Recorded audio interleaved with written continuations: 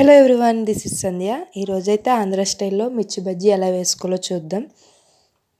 దీనికి వచ్చేసి మిర్చి అండి, ఇవి గుళ్ళ పచ్చిమిరకాయలు అంటారు. అలాగే నిమ్మకాయ, వాము, ఆనియన్స్ అండ్ కొత్తిమీర, అలాగే అల్లం వెల్లుల్లి పేస్ట్. శనగపిండిని అయితే నేను 1/2 కిలో తీసుకున్నానండి. ఇందులో అయితే రుచికి సరిపడా సాల్ట్ని వేసి, అలాగే దంచి పెట్టుకున్న అల్లం వెల్లుల్లి పేస్ట్ని కూడా వేసుకోండి.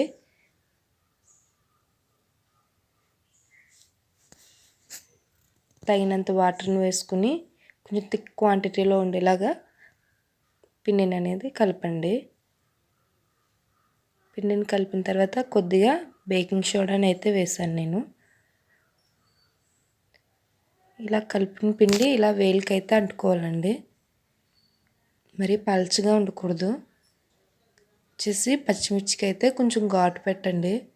నూనెలో వేయగానే పేలుతుంది కదా ఘాటు పెట్టకపోతే. ఇలా ఘాటు పెట్టిన తర్వాత ఇలా పిండిలో అయితే డిప్ చేసి ఆయిల్ హీట్ అయ్యాక ఇలా బజ్జీని అయితే వేయండి.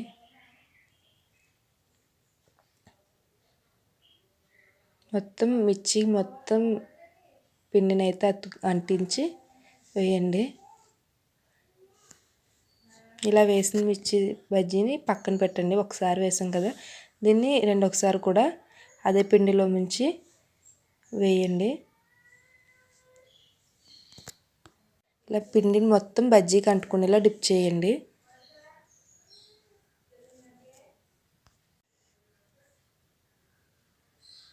చూడండి, మొత్తం పిండి అనేది బజ్జీకి అంటుకోవాలి.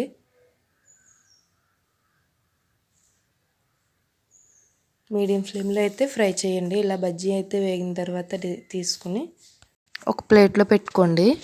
ప్లేట్లో పెట్టి బజ్జీకి అయితే ఒక చిన్న నాటుని అయితే ఇలా పెట్టండి.